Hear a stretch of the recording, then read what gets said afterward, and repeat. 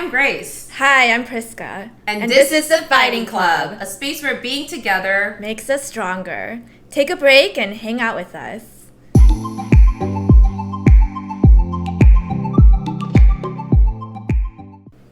Okay, if you're just joining, Fighting Club is where we want to show our support for one another as friends and for you all to feel like you have support while you're listening to the podcast. And do you want to share what Fighting Club means in Korean? Yeah, so in Korean it's actually 화이팅, and that is a word that is used to express encouragement. Yes, so welcome to the Fighting Club. Every week we're here to encourage each other and also encourage you, hopefully. So thanks for listening.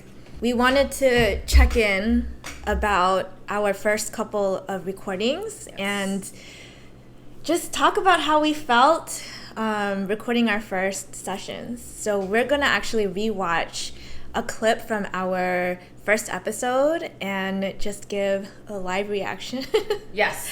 of how we feel about it. Well, one more year. And then then we went to Boston. And then Boston DC. and then DC. But then we reconnected. So we lost kind of touch after New York, after your grad school. You're saying that as you blink a lot. Am I blinking a lot? I blink a lot. And you got married. Look how stiff you look with your arm. I know. Like I'm like, where do I put my arm? Like both of our arms were mirroring each other's. I ended up. We are. Awkwardly putting our arms on them. Random. We said random at the same time. I love that moment where we both said it at the same time. But yeah, I felt pretty like aware that we were being recorded. Yeah, that there's a mic in front of me and then the sound is being recorded and we're being recorded on the camera. But I think after a while I started to feel more comfortable. Yeah. What about you? I think so too. I just noticed like not only the blinking, but I also like was mirroring your look.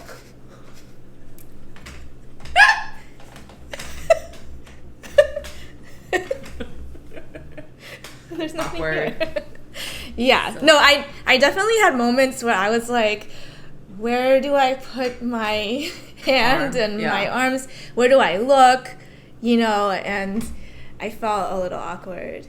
And his parents don't live very far from my house. Right. So close. So it was meant to be. So now we're seeing each other a lot more frequently than ever before. we ever did. Except for New York when we were clubbing. Yeah.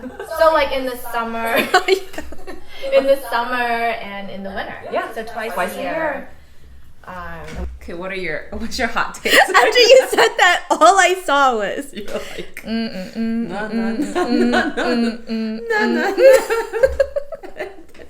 And then this is just me being very self-conscious, but like the way that I talk, I notice it's like it's like a wave, an undulation of waves. No, I don't know how I feel about that. It's just who you are. It is what it is. Also, we say sometimes the same words at the same time. It happens like multiple times during record.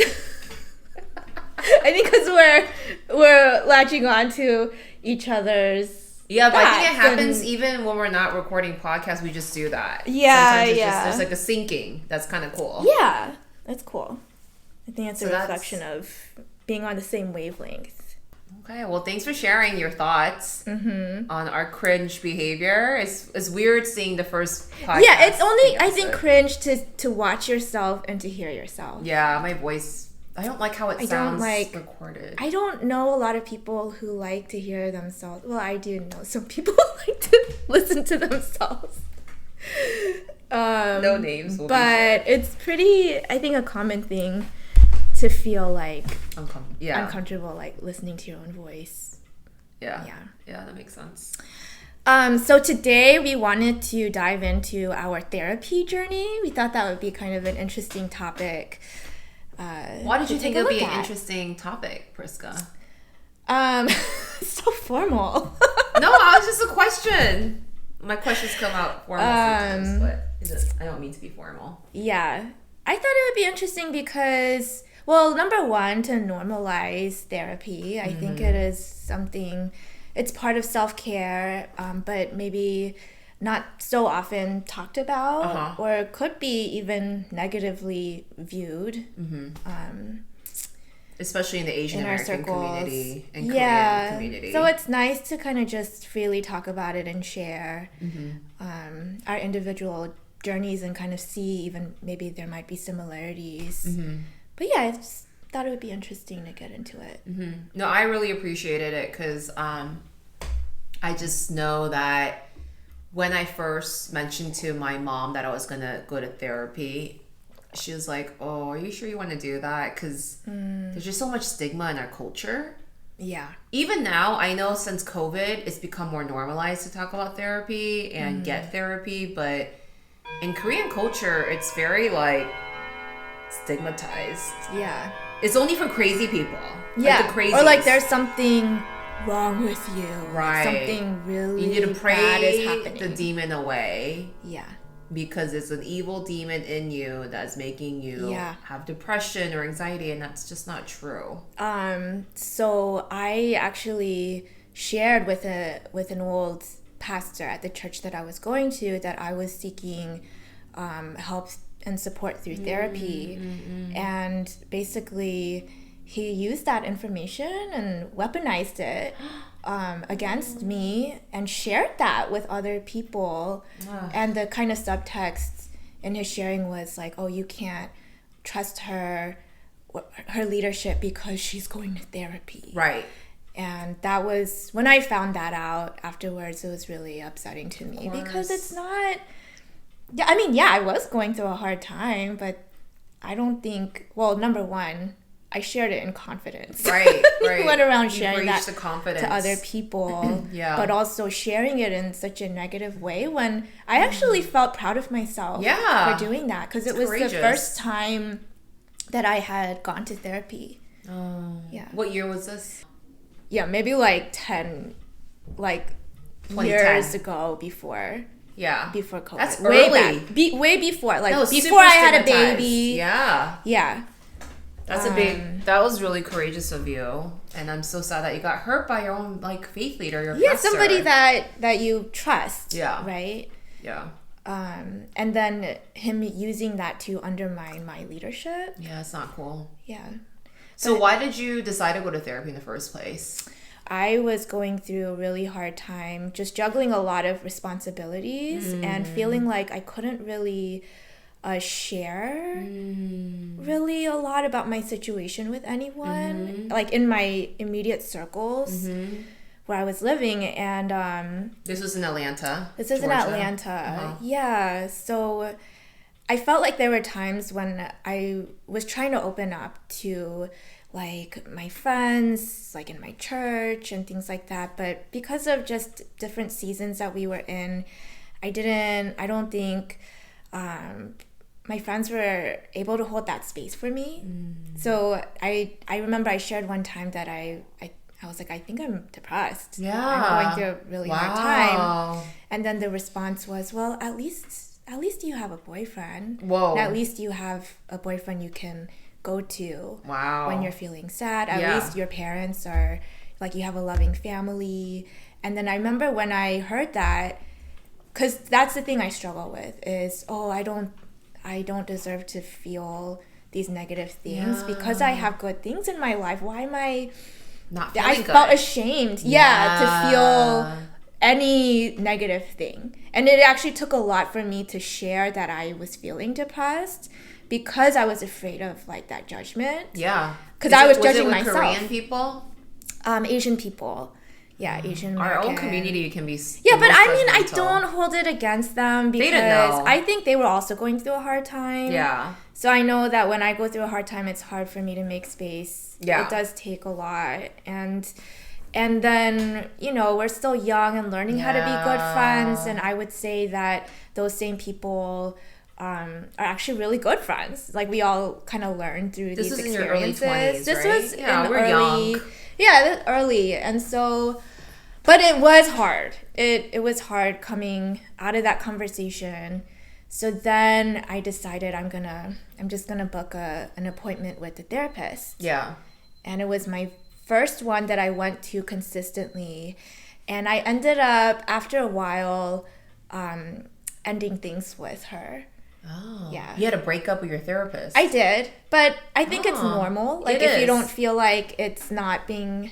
Not good chemistry. Fit. Yeah. I think she did really help a lot. Yeah. But I guess the thing that was not jiving was there were a lot of things that I brought up about, like, my culture, and that were very specific to, you know, our Korean upbringing. Yeah. That I don't think that she really understood. What was her background? She is white. Yeah. And that is tough. yeah, so one thing is, like, kind of that elder younger person dynamic, that hierarchy, the Confucian hierarchy, right? And I felt like I was spending a lot of time explaining these concepts, and you're like and educating her about your culture. I feel like you need to pay me.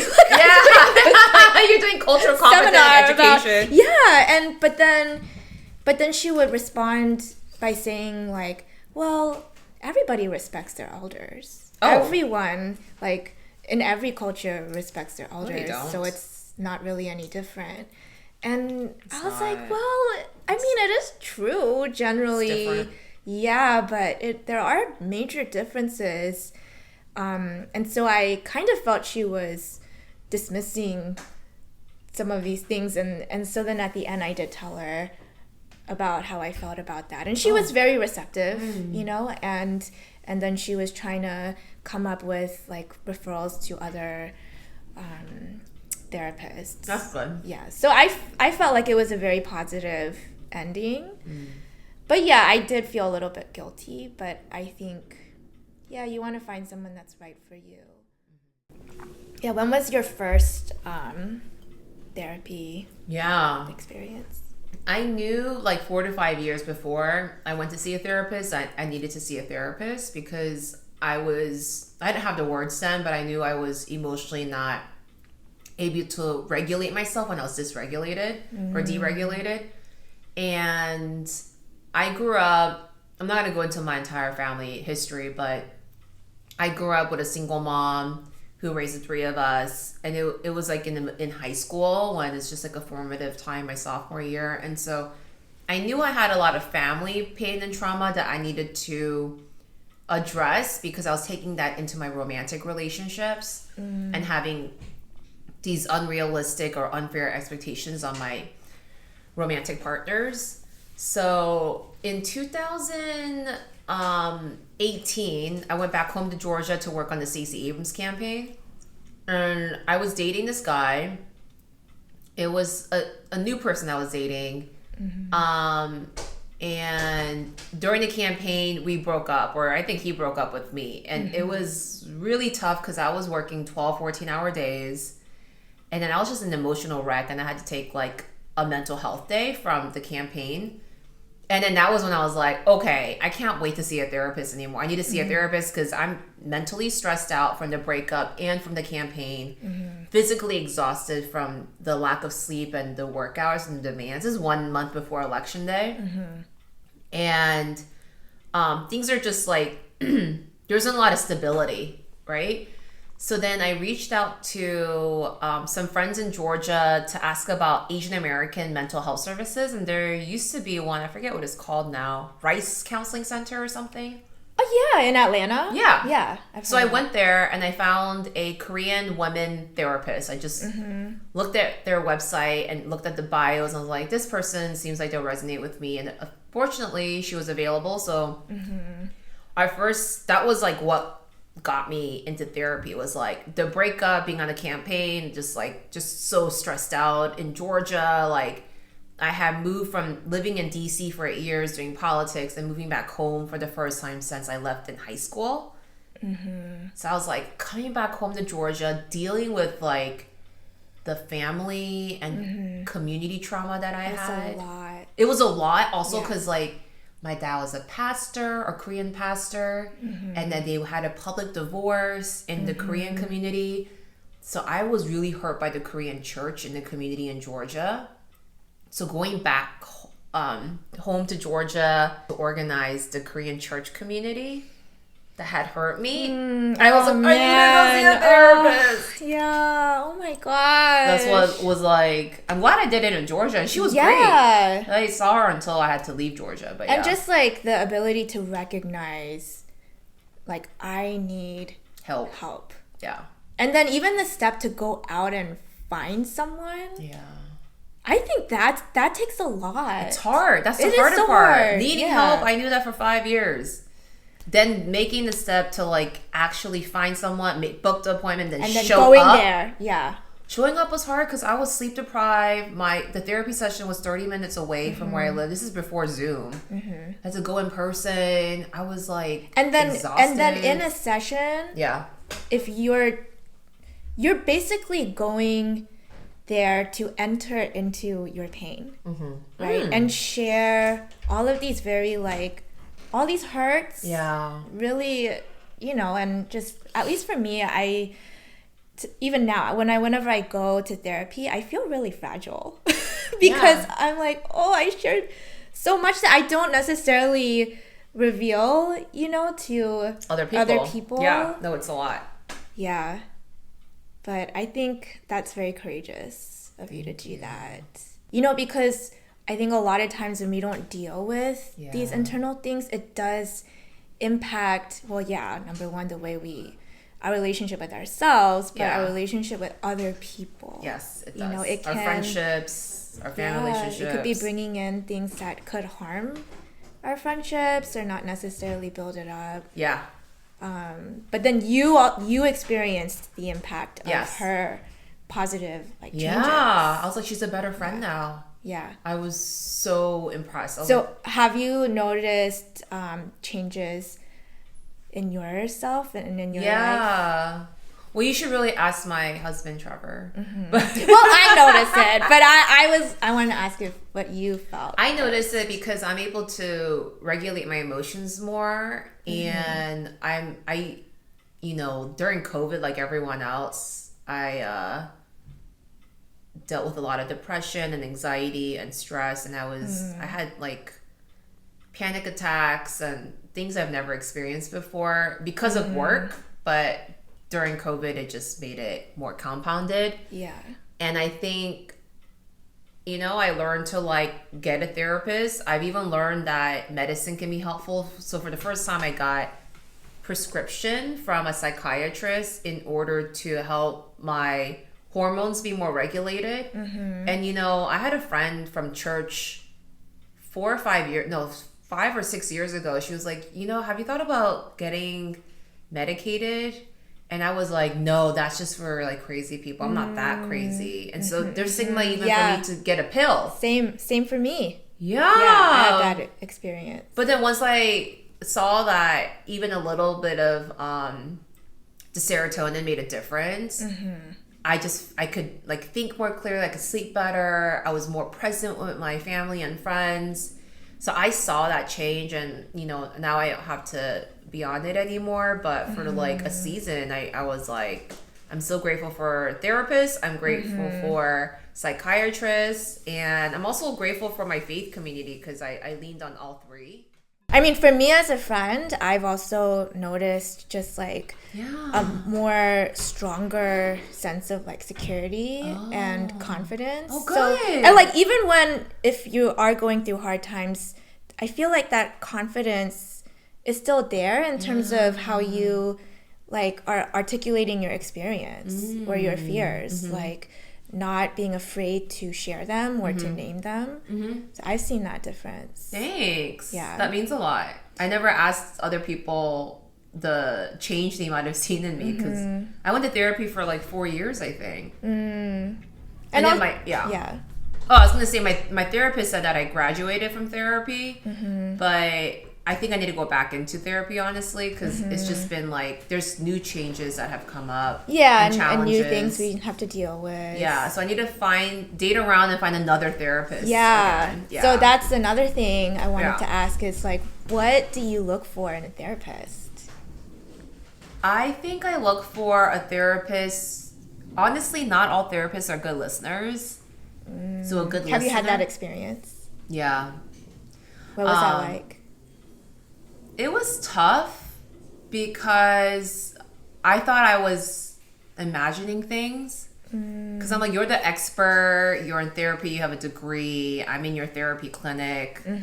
So you should know better. So I was like, am I? So then after the third session, I had to write an email and give So feedback. in what ways did you feel that they weren't listening? I felt like they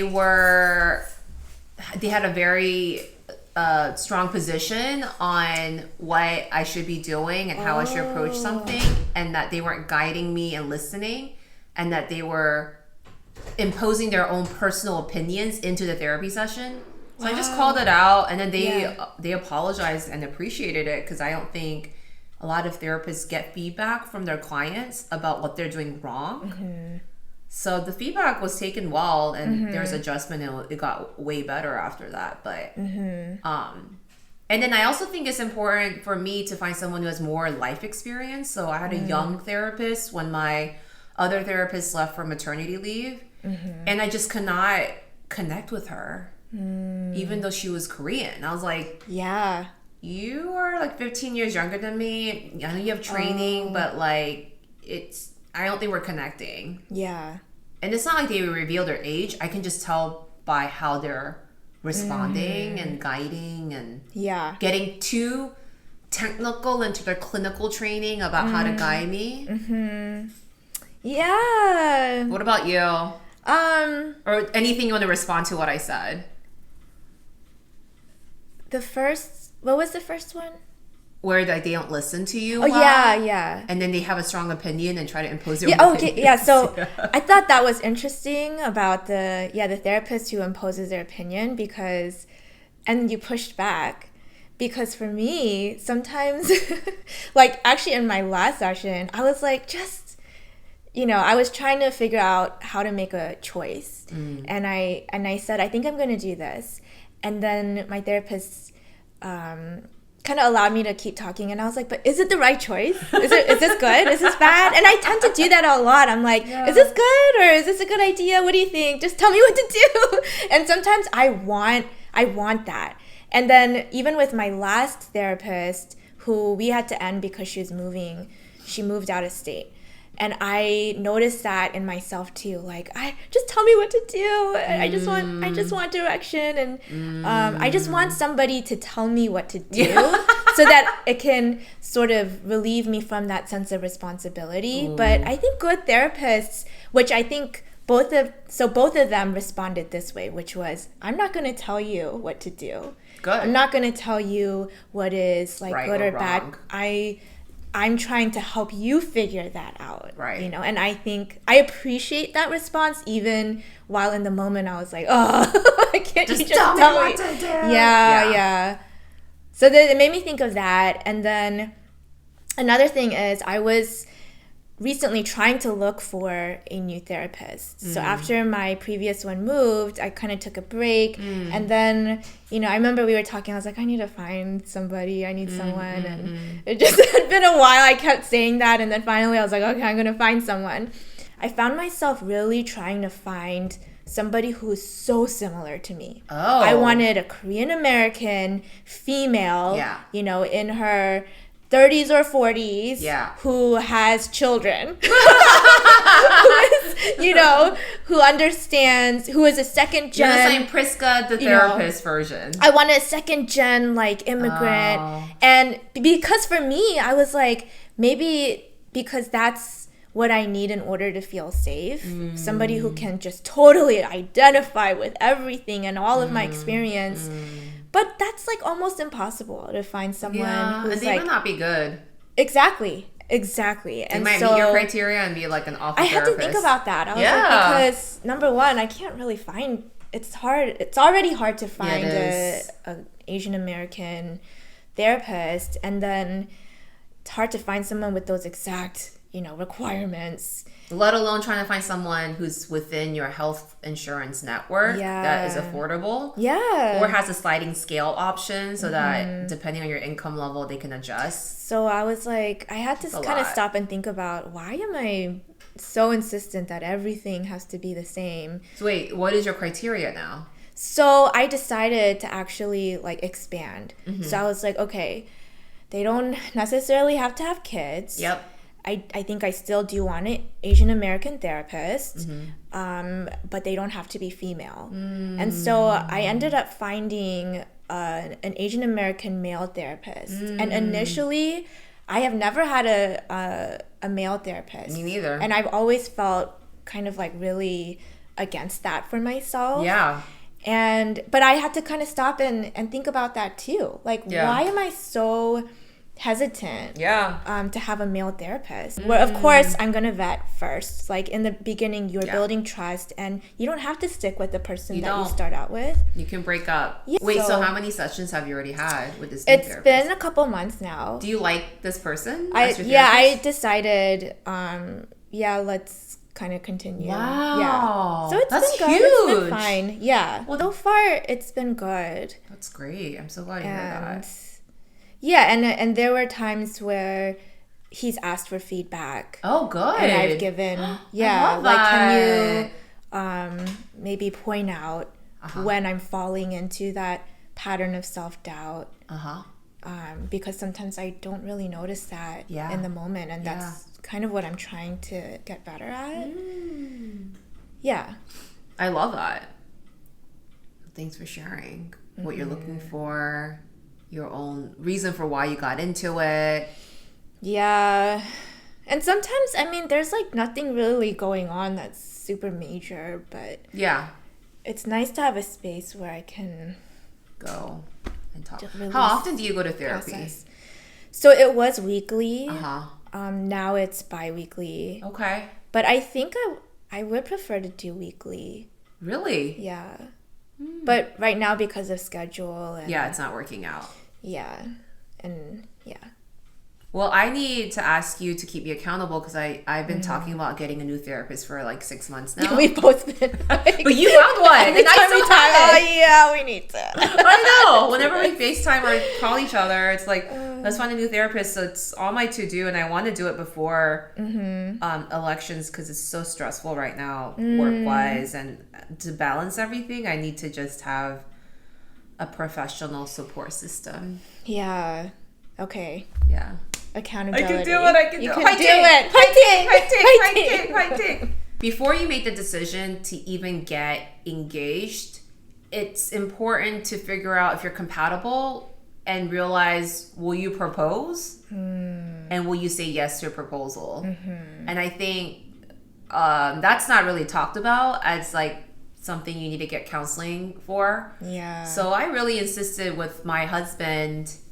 It took a while to convince him, but we did pre-engagement counseling for That's great. It was so good. I think that is so healthy. I told my husband that I wish that we had I didn't necessarily think pre-engagement counseling, but I said I wish we had more, I guess, just given more thought, and have more intentionality in addressing some of these bigger things. But because we were so young, it wasn't even on our mind. Of course not. You got married at 25, right? Yeah. So before that, we're dating. We were younger. Yeah. And because I was I don't think that we would have, we would have ended up still together. Right. But I think we would have been able to work through things that were really important then, and then not have to deal with it 10 years later into when your it's marriage. harder. So much harder. Yeah, it's harder. And kind of have to learn it on our own. And we never did, even in our hardest times. We did premarital. Oh, okay. But I'm not sure. I thought it was good, but I think, again, I was still a little bit immature. Yeah, I didn't really know what I could get out of it. Yeah. I didn't get the most out of it that I should have. Because of my lack of awareness. Totally. It was still good, I thought. Yeah. And then even Something is better then, than after nothing. marriage, we didn't have counseling. I think that would have saved us a lot of trouble and time in dealing with certain issues. But Yeah. yeah, Which we'll talk about in a future episode probably called The Joys of Marriage. joys of marriage. Quote unquote joys. There are Yeah. real joys, But we've marriage been is tough. both going Yeah. to individual counseling. That's and great. there have been a lot of Breakthroughs. positive changes. I love and that. definitely that takes time. But Yeah. I can see from where we started to Yeah. where we are today, Yeah. it is a really big difference. Yeah. Yeah, so I think counseling is so important. So I started just asking more people in our friend community who are married whether they get counseling or not. And a lot of folks in New York, especially, who are married, we talked to one friend who's been married for over 10 years. They've been doing counseling since premarital. And, you know, just rewinding back to our pre-engagement counseling, we went to an actual counselor. And then after that, I wanted pastoral counseling for spiritual counseling in addition to the clinical counseling. So it was a lot of counseling, and Get Trevor all the was like, support you I'm can done with the counseling. But for me, I thought it was important. It was more important to me because I came from a family of divorced parents, and he came from parents who are happily married still. So I was like, I need to do everything I can to like make sure we're positioned well to be enter into a healthy marriage. Yeah. And so our friends that we talked to in New York, some of them, they have been seeing a therapist 12 years, and they said right after they had a baby, that was so important to see a therapist because there's so many negotiations and stressors there. And then different seasons and different years, they would see the therapist once a month versus every week. So, but they had the cadence of just regularly seeking mental health support as a couple, which I love. Yeah, I love that. Yeah. So anyways, that's like a positive thing. Couples counseling, highly recommended. Yeah, for sure. Yeah. Yeah, and then just negative, I think we've already touched on a lot of that, but I think my previous counselor had recommended a couples therapist to us in their practice, and it was a Latino man, and young too, no kids, no family, and now I regret not even giving that person a chance. Because I learned later this person is really good and has a lot of actually practitioner time that they've done. So I shouldn't judge them based on their age, their That's a good point, family status, and that they're a man and not Asian. Yeah, But I again, totally that's what I was doing. Yeah. So It's so a interesting. lot of revelations there. Yeah.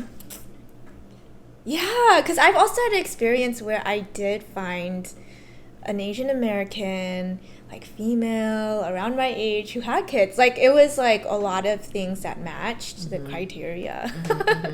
But it ended up not being a good fit I know. because I think I needed somebody who was more, I felt like she was like very passive in a way where like I kind of felt like my personality dominated the session. Got it. You know what I mean? Yeah, I do.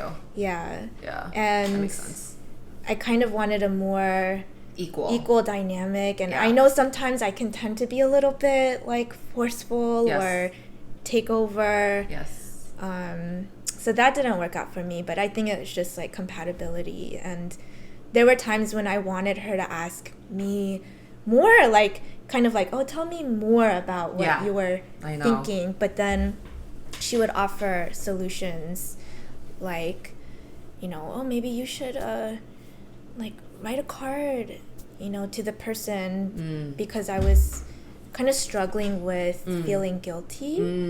But I wanted to get into that why do I struggle with that, because it's sort of a sometimes persistent thing that happens.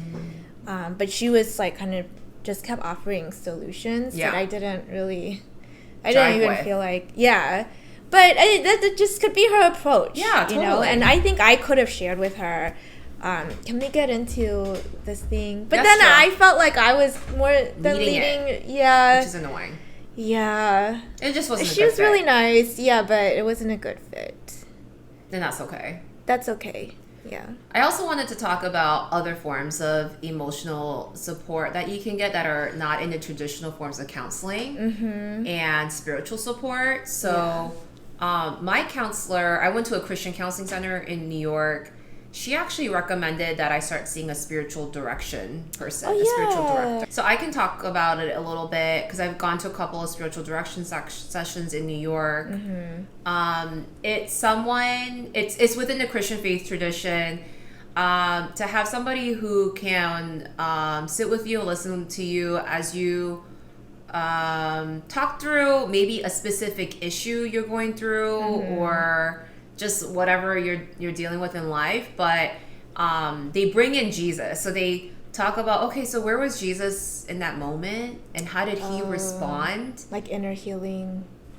Not fully inner healing, but they're like, what do you think Jesus is saying right now? So it helps you to actually dialogue with our higher being, God, in a more directed way. And they're trained. Yeah. So they help facilitate the conversation you would maybe have quietly in your bedroom when you're praying, but to have somebody else be like, okay, what do you think Jesus is saying in a situation where you're really having a difficult time with anxiety and depression? And what I've found to be, because I lean on my faith so much in life, and I brought it into all my therapy sessions with my former therapist. She's like, I'm not equipped in like Christian spiritual training. You bring like faith and the Holy Spirit in a lot, because I grew up in a charismatic church in Georgia, Korean immigrant church. And so I'll talk about like, I could feel the presence and the peace of the Holy Spirit. And the counselor is like, that's great. But then she's not trained in that. So she was like, I think you should think about seeing a spiritual director. So I think accountability, I was asking, check in if I see a therapist. Actually, therapist or spiritual director. Because I think I want to see the integration of my emotional well-being with my spiritual well-being too. When I remember my friend was sharing about her doing this spiritual direction training, and I really liked that because I think what I really liked about it was that they help you like cultivate your personal relationship and your connection with God. And it's not, because I'm speaking from my experience where it seems like, you have to lean in so much into what the pastor is saying is right or wrong for you, and it's like the pastor or the spiritual leaders are the one who are connected to God, and then they tell you what to do, rather than helping you listen to that voice and like having that personal relationship. So to have somebody kind of like guide you in that journey, I think it's so really beautiful. Important.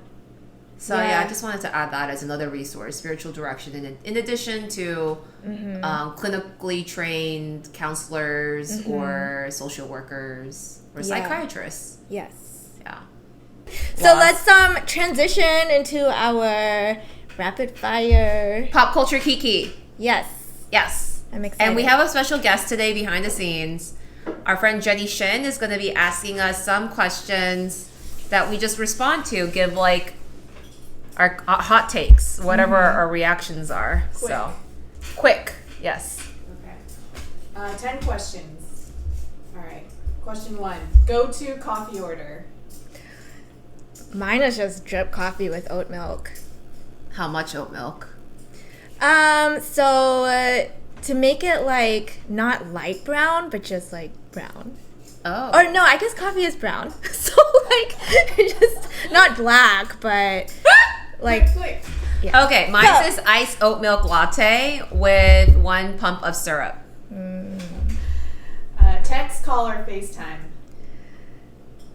It depends. Depends. FaceTime with you, text otherwise. Yes, same. Don't call me without asking unless you're my family or close friend. Same.